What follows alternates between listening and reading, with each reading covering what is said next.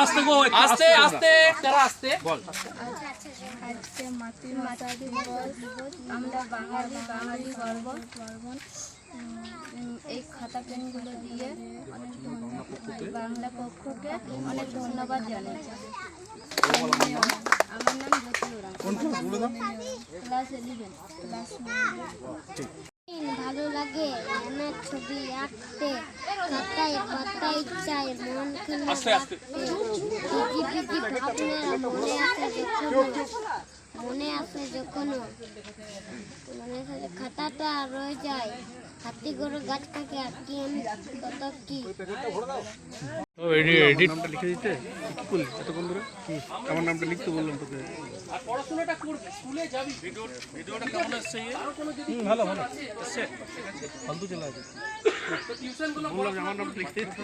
মা বাবাদের বলছি আগে লিখলে বাড়ির কাজ জানি অনেক থাকে, বাড়ির মধ্যে কাজ, বাড়ির বাইরে কাজ, ভুতুড়ে বাগান। কিন্তু তার বাইরেও যেন বাচ্চারা পড়াশোনা থেকে ছুটে না যায়। পড়াশোনাটা দরকার। মাতৃভাষা দিবস 1952 সালে 21শে ফেব্রুয়ারি এমনি একটা দিনে বর্তমানে বাংলাদেশে ঢাকায় পলাশফোঁটা রাজপথে ভাষার জন্য, মাতৃভাষার জন্য শহীদ হয়েছিলেন আব্দুল সালাম বরকত। সর্বপ্রথম আমি যারা ভাষার জন্য আন্দোলন করেছিলেন সেই সমস্ত শহীদদের প্রতি কুলটি বিধানসভার বাংলা পক্ষ থেকে আমরা তাদেরকে শ্রদ্ধা জানাই, সশ্রদ্ধ কোটি প্রণাম জানাই। আজকে আমরা কুলটি বিধানসভা বাংলা পক্ষের পক্ষ থেকে আমরা এসেছি 19 নম্বর ওয়ার্ড আসানসোল মিউনিসিপ্যাল কর্পোরেশনের অন্তর্গত কালিকাপুর গ্রামে। এখানে ছোট ছোট কচিকাঁচা আছে, তাদের হাতে আমরা কিছু খাতা, পেন্সিল এবং মিষ্টি পকেট তুলে দেবো তাদের হাতে। এই মাতৃভাষা হচ্ছে প্রত্যেক মানুষের কাছে মাতৃদুগ্ধের শামিল। মাতৃদুগ্ধের জন্য কোনো বিকল্প নেই, তেমনি মাতৃভাষার কোনো বিকল্প হতে পারে না।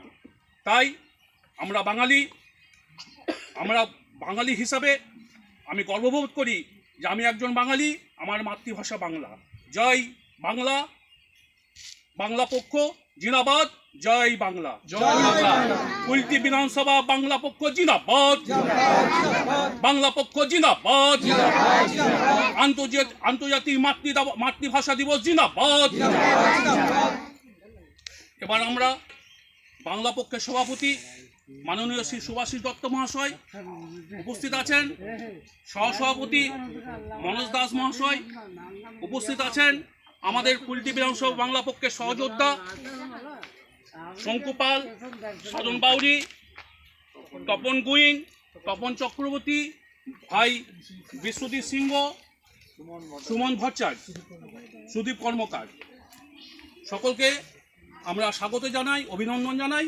আমরা এবার এক এক করে আমরা কচিকাঁচাদের হাতে আমরা আমাদের যে